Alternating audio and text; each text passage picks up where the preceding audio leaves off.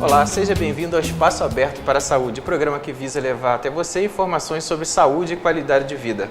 No programa de hoje nós vamos falar sobre o uso de medicamentos e o descarte deles no meio ambiente.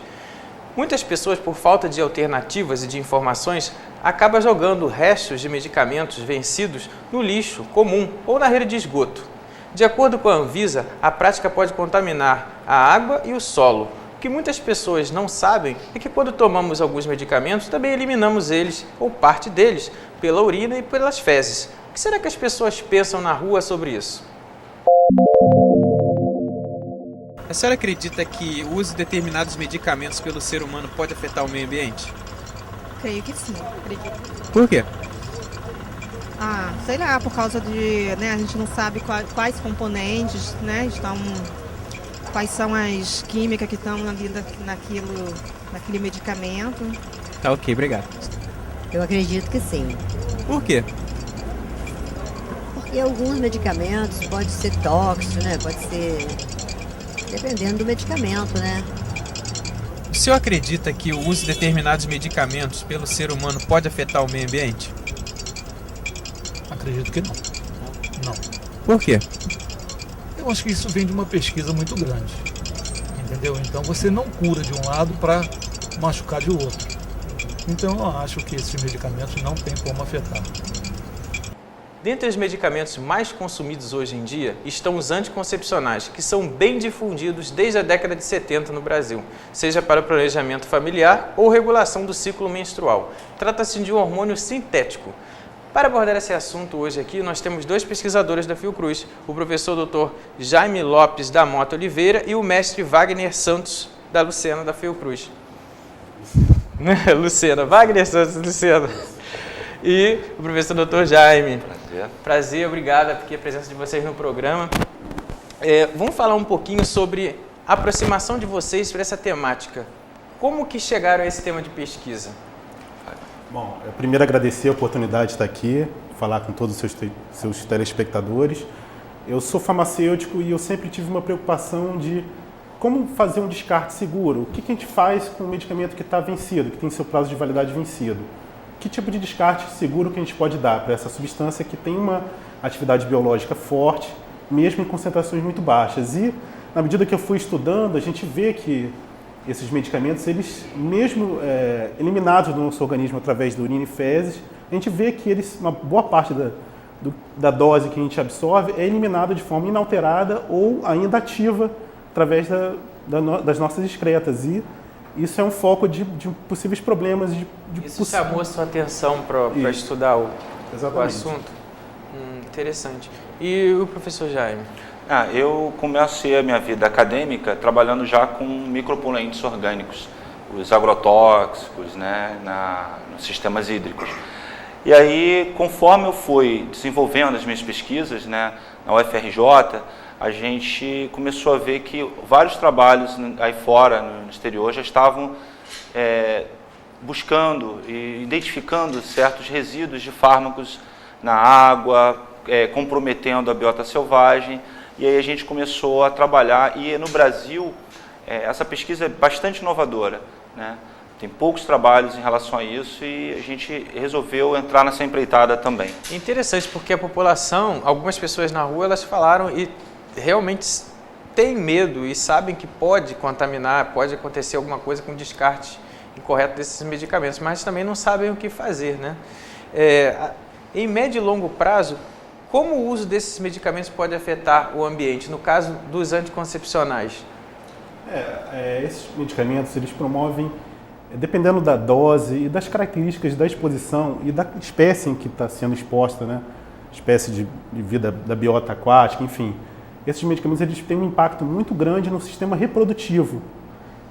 Os efeitos que eles podem causar estão bastante restritos ao impacto na infertilidade, na redução da fecundidade, também na alteração da proporção entre sexos, havendo um nascimento de maior número de espécies fêmeas do que espécies macho.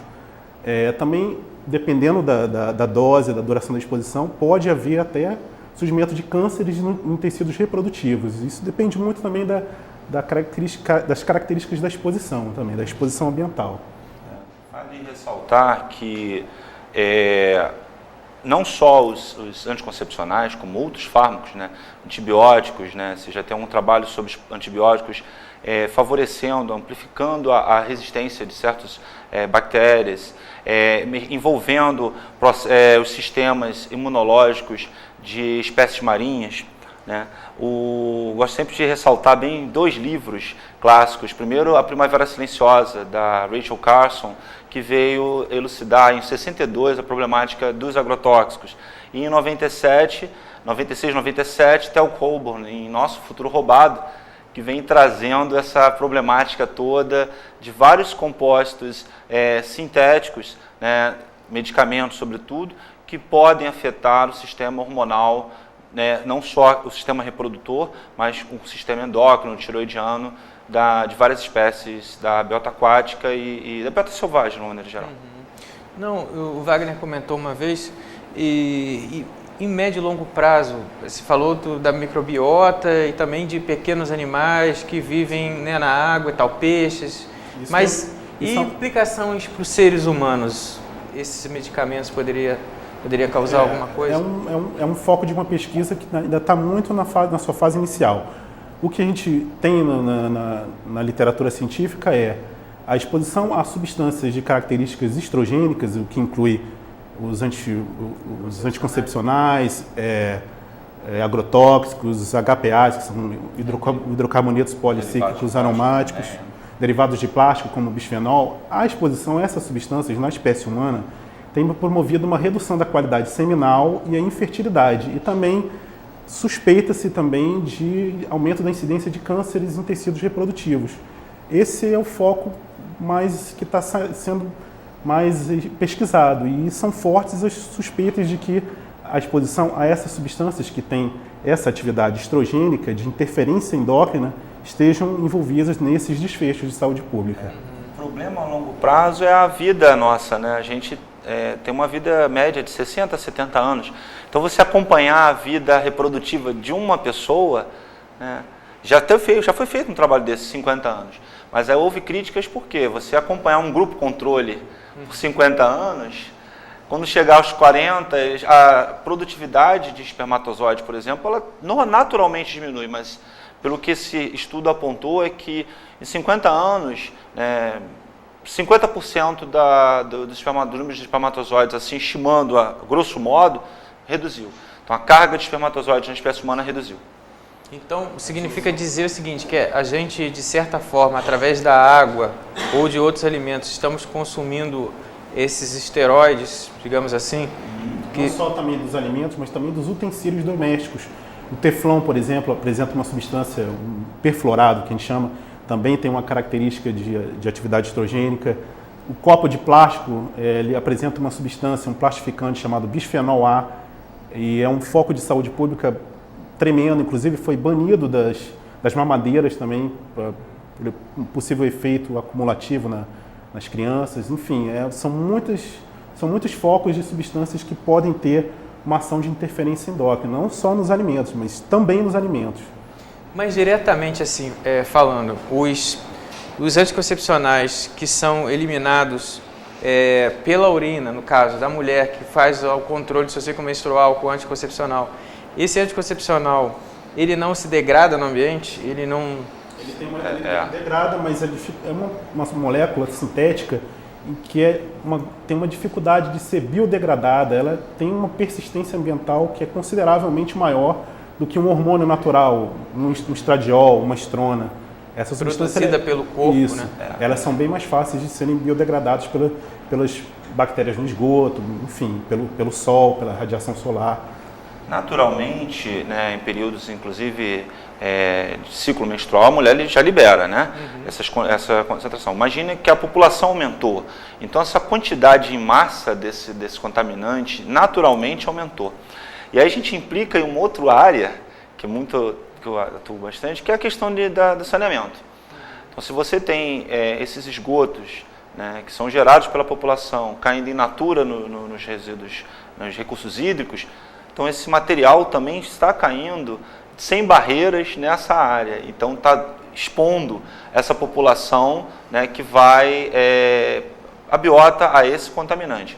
Se a gente pensar, e aí é uma coisa um pouco até chocante, porque a gente vai reutilizar essa água para nosso consumo, ou reutilizar essa água para uma irrigação, ou para alimentar a cultura que a gente vai se alimentar, a gente também está indiretamente sendo exposto a esse composto.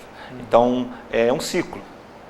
A gente elimina ele cai no ambiente e ele volta, retorna para a gente. No caso aqui, a gente está dando o exemplo dos anticoncepcionais. Exatamente, dos anticoncepcionais, sem dúvida. Os anticoncepcionais por uma excreção natural e, no caso do controle de natalidade, principalmente com essa política de você, realmente é necessário o controle de natalidade, você tem muita gente, então você tem que incentivar a utilização da pílula anticoncepcional, a pílula do dia seguinte, que hoje está uma coisa de prescrição médica, né? Sem prescrição médica a pessoa tem acesso. Isso é um problema direto à pessoa que está consumindo, como também diretamente, porque ela vai ser liberada no meio ambiente, ela vai cair no lençol freático, né, vai cair nos recursos hídricos, no rio, e você vai consumir essa água. Seja ela porque contaminou o lençol freático que você vai consumir a água mineral, ou seja porque evaporou e voltou? Evaporação não diria dessa forma, mas a água em si, porque é utopia dizer que a gente bebe água cristalina, daquela fonte. A gente bebe água de um rio que passou por uma cidade, que ali essa cidade não alguma teve, coisa, que vai jogar os seus esgotos ali dentro, se não tiver um esgotamento sanitário, um tratamento de esgoto adequado. E aí a gente vai consumir aquela água tratada e vale ressaltar que os processos de tratamento, eles não estão projetados para essa nova contaminação. Entendi, o Wagner até uma vez comentou isso comigo, que seria muito caro, né, Wagner? Exatamente. Para você realmente promover uma eficiência de remoção alta dessas substâncias, antibióticos, agrotóxicos, anticoncepcionais, você precisa de processos oxidativos avançados, como peroxidação, fentonização. São processos caros e que não estão disponíveis nos sistemas de tratamento de efluentes nas empresas públicas que a gente tem no Brasil. Já tem sido feito alguns avanços em relação a isso na Europa, mas nos Estados Unidos também, mas no Brasil é muito precário, até porque o nosso sistema de tratamento de efluentes ainda não cobre todas as residências, os domicílios aí. Cerca de 30%. Então quer dizer que já existe, né, implantado em algum local esse tratamento. É interessante. Quando a gente está falando sobre o hormônio feminino, né, e sobre a testosterona, que são utilizados como anabolizantes, também há estudos sobre isso?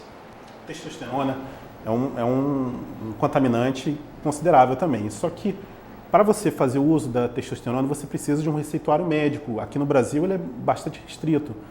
No mundo também, o consumo de testosterona sintética ou natural, injetável, é muito inferior aos anticoncepcionais. Por quê?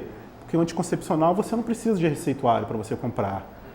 Basta ir numa drogaria, numa farmácia e você compra normalmente. Enquanto que para testosterona é bem complicado, é bem mais difícil. Você precisa... existe um controle das autoridades de vigilância sanitária muito maior para essa substância.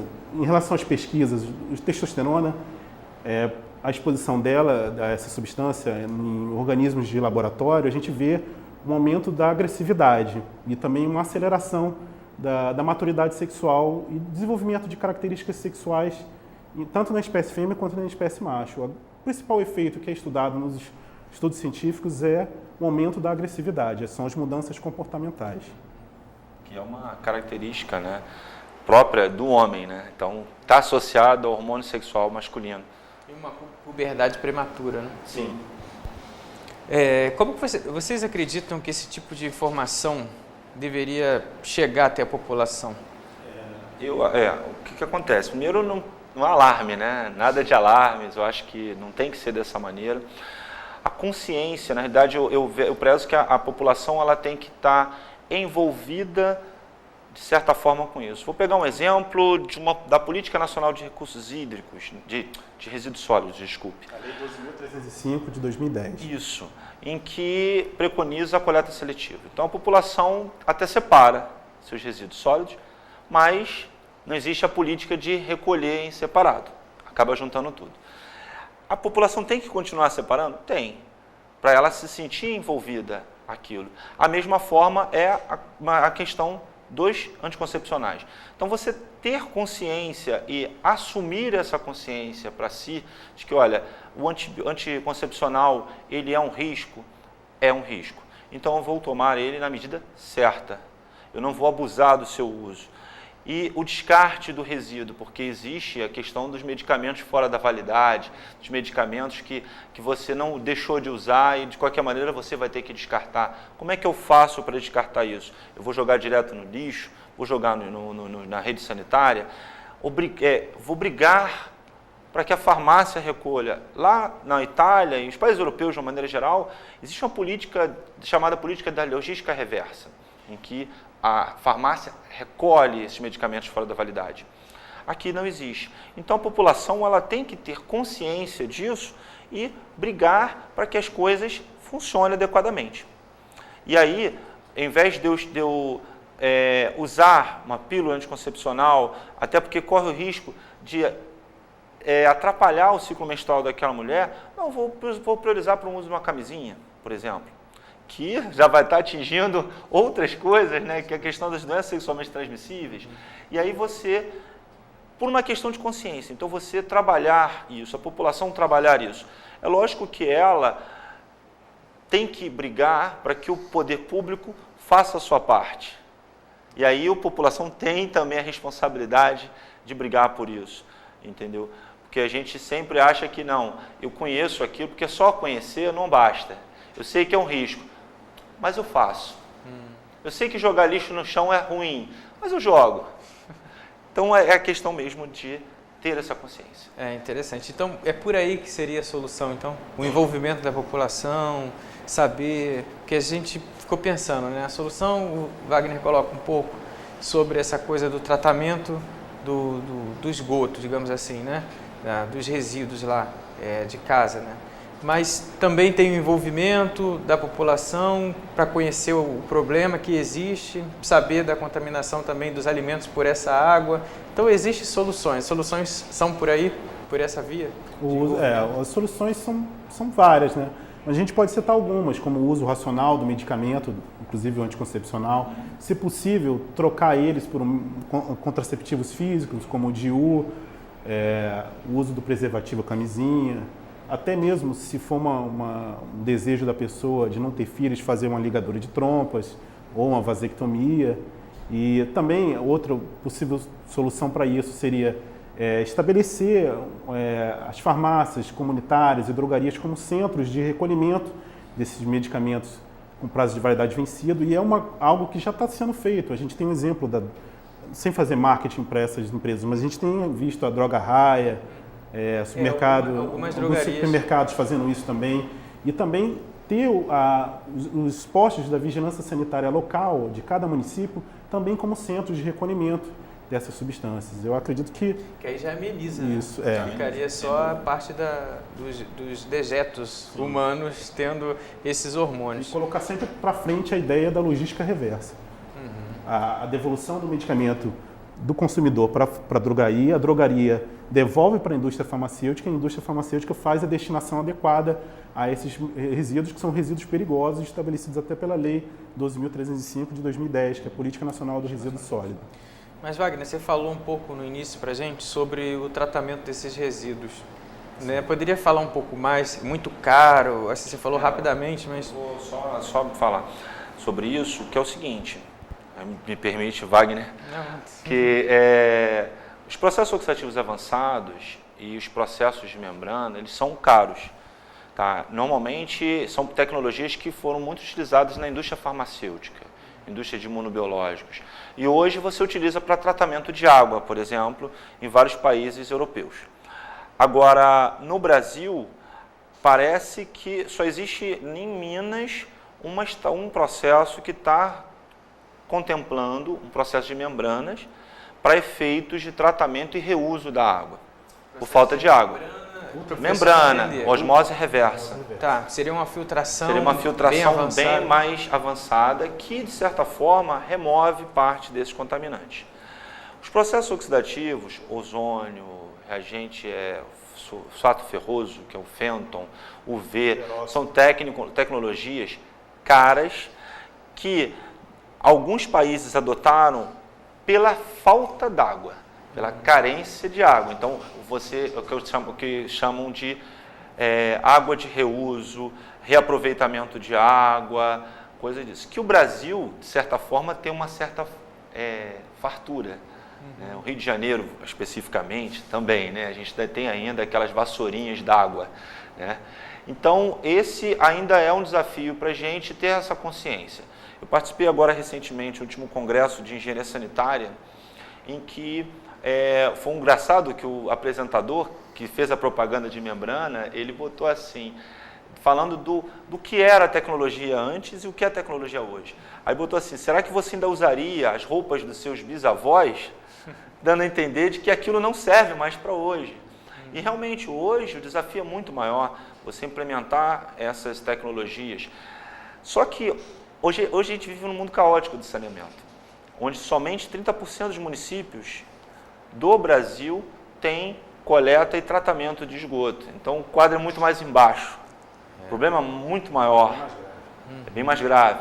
Então, além disso... Então não se pode nem pensar nessas tecnologias se não tem nenhum tratamento, primeiro, recolhimento do esgoto. De certa forma, esses processos convencionais, eles vão ter a sua contribuição, entendeu? Para outros riscos. Mas eu acho que hoje tem que se pensar no processo convencional já com uma coisa mais avançada. Entendeu? Vamos implementar? Vamos, já nessa mentalidade. Só que é caro. Eu acho que o Brasil tem dinheiro para bancar isso. Só não sei se a população, se isso vai ser repassado para a população. Isso é que é ruim, né? Que acaba sendo uma taxa de esgoto, que a população às vezes tem seu receio de pagar esse pato. Eu acho que o futuro é a gente ter esses processos funcionando, se a gente quiser ter uma vida saudável e, enfim, tem que se pagar o pato por isso. É só um adendo que nesses processos oxidativos avançados, o que a gente faz? A gente pega a molécula do fármaco, cliva ela em moléculas menores que são capazes de ser biodegradáveis. E aí você tira a atividade farmacológica dessas substâncias, entendeu? Deixa de ter atividade. A gente vai agora para o nosso quadro de perguntas por e-mail. Se você tem alguma pergunta por e-mail, envia para a gente, espaço aberto, saúde@gmail. Então a gente vai aqui a nossa primeira pergunta do Carlos Henrique da Silva, de São Gonçalo. Quais os efeitos que os anticoncepcionais causam ao meio ambiente? A gente já falou um pouco disso, mas a gente pode responder o Carlos rapidamente. Só falar um pouquinho, tem um trabalho clássico sobre, nos Estados Unidos, de lançamento de efluentes contaminados por estrógenos, por anticoncepcional, né, estrogênicos. E provocando, eles fizeram um trabalho de coleta de peixes, pescado, então você tinha a quantidade de peixes intersex e fêmea muito maior do que macho. Antes do lançamento do efluente não tinha esse quadro e depois do lançamento do efluente tinha esse quadro. Então você tinha um quadro de um rio, o lançamento aqui, a montante do rio não tinha esse quadro, então a quantidade de machos e fêmeas é quase que igual, 50%. Aqui você tinha 75% de fêmeas, a quantidade de machos é muito menor. E alguns intersex, ou seja, com o seu sistema reprodutor comprometido em função desse lançamento. Então há indícios, há trabalhos mostrando a feminilização, que é o termo mais apropriado que é utilizado na literatura, é isso, feminização de peixes. Feminização de outras espécies durante a embriogenia, durante o desenvolvimento fetal, né, de certas espécies de peixe, sendo comprometido, favorecendo o desenvolvimento feminino. Interessante. Então há estudos que mostram realmente, Carlos, que há impacto. Isso, sim. Só um adendo que isso pode dar um impacto econômico pela diminuição do volume de pescado, de crustáceos, diminuir a disponibilidade desses produtos para a população consumir. Porque mexe no equilíbrio ecológico. Né? O impacto econômico também pode ser negado também. Consequentemente. A Carolina Almeida, de Niterói, pergunta: qual a maneira certa de descartar um anticoncepcional? É o seguinte, o medicamento anticoncepcional ele tem que ser segregado, separado do medicamento que está no seu prazo de validade normal e ele tem que ser levado para um posto de recolhimento. Eu sugiro, por exemplo, os postos de saúde, né? Postos de saúde que sejam preparados para recolher essas substâncias ou principalmente os postos da vigilância sanitária local ou mesmo em algumas farmácias. Algumas redes de drogarias grandes, elas fazem esse recolhimento. E assim, a pessoa vai lá, entrega o seu medicamento. Esse medicamento desse posto de saúde, ou da farmácia, ou da drogaria, vai ser levado de novo para a indústria que vai fazer uma destinação adequada. E qual seria a destinação adequada? São os processos de incineração em altas temperaturas dos fármacos, ou o que tem sido usado agora, o que tem sido muito bem empregado, são esses processos oxidativos avançados, como a gente já falou. Então, a gente já viu que não pode jogar na privada e nem no lixo comum, e também não adianta tentar queimar em casa, né? Porque tem que ser essa incineração né? de em altas temperaturas, acima de 500 graus. Nossa. As temperaturas, o ar é controlado, são altos fornos bem elaborados e próprio para o que eles chamam de resíduo de serviço de saúde, que dentro da lei vem categorizado. Da LDC 306 e da lei 12.305. Interessante. A Marina Souza, do Rio de Janeiro, pergunta: como posso evitar o impacto que os anticoncepcionais causam no ambiente? Dessa forma, né? Exatamente, já foi respondido. A gente já respondeu. Assim, nós não somos contra o uso dos medicamentos anticoncepcionais. O que a gente preconiza é que existem outras soluções, outros métodos que são bastante eficazes, efetivos, que promovem menos efeitos à sua saúde e à saúde do ambiente, do meio ambiente. Porque a gente sabe também que existem outros estudos que mostram que o uso de anticoncepcional em longo prazo para a mulher está associado a infartos, está associado a aparecimento de veias, varicosas, né, varizes e outros problemas endócrinos. Ou seja, não é só para outras pessoas consumindo pela água contaminada ou alimentos. A própria mulher também está fazendo mal. Por isso que o mestre Wagner está falando aqui, é importante. A gente tem que seguir assim, o uso racional do medicamento e não utilizar indiscriminadamente, né? Estou com um problema menstrual só para controlar a menstruação. Às vezes tem outras maneiras, conversar com o endocrinologista, conversar com o seu médico para ver se há formas de evitar o uso daquele medicamento muito cedo. Um fator também que a gente deve evitar é a automedicação, isso para qualquer medicamento. Fazer uso do medicamento mediante uma prescrição médica.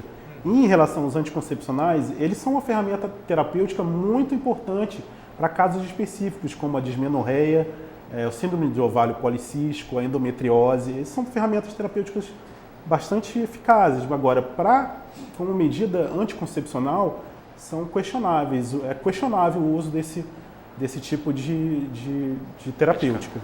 Então, tem uma pergunta aqui da Fátima Guimarães: quais as substâncias encontradas nos anticoncepcionais que afetam o meio ambiente? Ela é do Rio de Janeiro. Basicamente a gente já falou, né? Estrogênio, progesterona, estrogênio. O anticoncepcional que regulam o ciclo menstrual, automaticamente ele vai ser liberado uma parte in natura, sem ter degradação, e aí vai ter o mesmo efeito em quem está sendo exposto, nos organismos que vão estar sendo expostos. Tem uma pergunta do Roberto Assunção, do Rio de Janeiro. O que os ecologistas acham sobre o uso de anticoncepcional, já que interfere no meio ambiente? A gente até falou um pouco aqui, né, sobre o impacto ambiental, pescada, nos crustáceos. E isso, de alguma maneira, vai voltar para a espécie humana, porque a gente está utilizando. Porque é uma coisa interessante, porque as pessoas não abordam, não falam muito sobre isso, porque sempre pensa assim, contaminantes de metais, né? Vou pensar em mercúrio, chumbo que eu estou consumindo no peixe. Ninguém nunca iria imaginar que você poderia estar consumindo anticoncepcional ou estrógenos, né? E até, Wagner, você chegou a estudar alguma coisa relacionada à contaminação de algum lençol, alguma baía?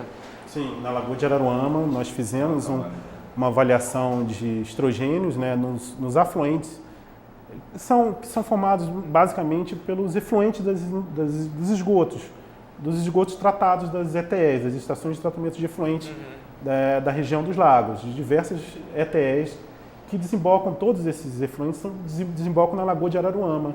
Nós fizemos validamos um método químico, um método analítico para analisar os estrogênios e identificamos o estrogênio, a estrona, estriol, o 17-beta-estradiol e o etinil-estradiol, que é o estrogênio sintético. Nós fizemos um método para avaliar essas substâncias nesses efluentes, mas infelizmente não conseguimos encontrar concentrações acima do limite de quantificação do nosso método. Não conseguiram encontrar? Tem um estudo do grupo de pesquisa que eu estou coordenando, que é sobre micropoluentes emergentes na água, em que fez um trabalho no Guandu, Paraíba do Sul, e aí você encontra concentrações de estrógenos, né, estrogênio e tal. E inclusive de coleta de peixes, identificando mais peixe fêmea do que macho. Aí nesse caso estava elevado mesmo. Já estava elevado. Só rapidamente para a gente fechar, professor Jaime, qual que você acha que é o grande desafio para o controle dessa contaminação ambiental por esse tipo de medicamento? Bem, o desafio é a educação ambiental. Entendeu? A educação ambiental é fundamental, é importante que a população tenha consciência do que está consumindo, saiba recorrer aos órgãos classos. Eu gosto de citar um exemplo que tem na literatura, né? Que é um composto que foi desenvolvido com um propósito de evitar abortos naturais, que é o dietilsilbestrol, na décadas atrás, 70, em que a pessoa ganhou quem descobriu esse composto se tornou o Cavaleiro do Rei, ganhou um título de Sir, e 50 anos depois foi se descobrindo o problema desse composto na população. Então, a população tem que ter consciência disso. Eu acho que é fundamental. A sensibilização das pessoas, o uso racional do medicamento, uma campanha de comunicação de risco, desse risco envolvido no uso de medicamentos e os seus efeitos no meio ambiente, uma campanha de comunicação que envolva o governo, a mídia, as instituições de ensino, enfim, as indústrias farmacêuticas, e também atentar para o fato da importância de fazer um tratamento de esgoto adequado, de ter uma campanha de recolhimento de medicamentos, realmente efetivar, se apoderar na Lei 12.305 de 2010, que é a Política Nacional de Resíduo Sólido. Botar para frente essa lei, estabelecer punições, regulamentar e aplicar. É isso aí, fazer valer, né? Então, assim, agradeço a presença de vocês aqui, do professor Dr.